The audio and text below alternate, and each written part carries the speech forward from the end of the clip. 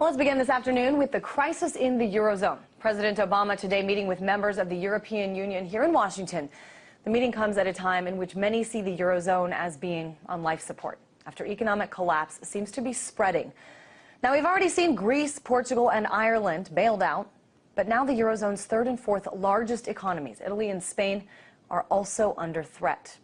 Today's meeting is seen by some as a last-ditch attempt to save the Eurozone, with even some top experts predicting the Eurozone has just 10 days left to live if a major solution is not found by its next meeting on December 9th.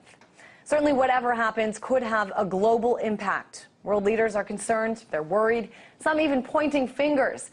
Here's Nigel Farage, co-president of the Europe for Freedom and Democracy group, expressing his anger at the situation. You are all in denial. By any objective measure, the euro is a failure.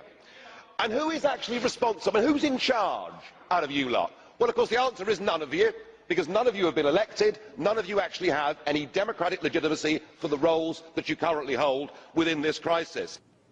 Now, Nigel Farage has doubted the Eurozone from the beginning, but his view is one that even some original believers are starting to adopt, that the Eurozone just may be a failure. Let's go now to Joe Weisenthal, deputy editor for the Business Insider. Hey there, Joe. On one hand, this is a dire situation, but it seems that the only time things actually happen is when we are in dire situations. So I'm wondering what you think. Is this the end of the Eurozone as we know it?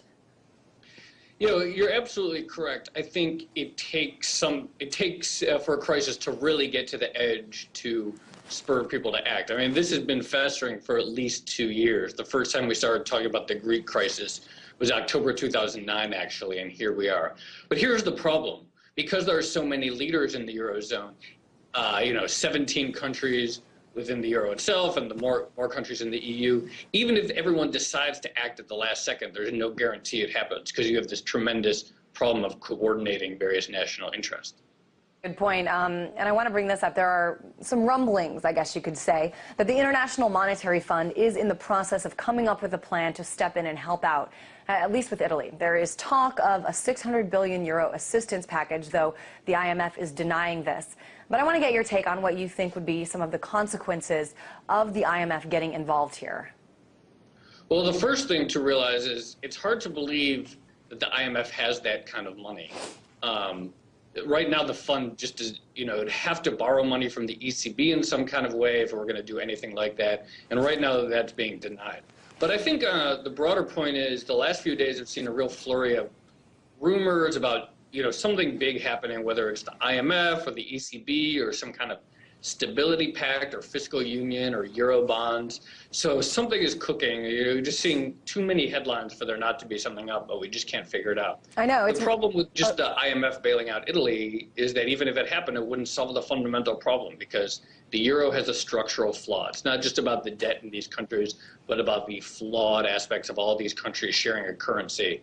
And unless the solution actually gets at the heart of that problem, nothing is going to work. It is really interesting also to see IMF Chief Christine Lagarde in Latin America this week, not doing what the IMF usually does in Latin America, which is, imposing austerity measures. No, this time she's asking countries like Brazil, for example, for help. I'm wondering if this seems to me like a total role reversal, but do you think this is one of the strategies? You said the IMF doesn't have the money, the ECB probably doesn't. Is this what's going on here?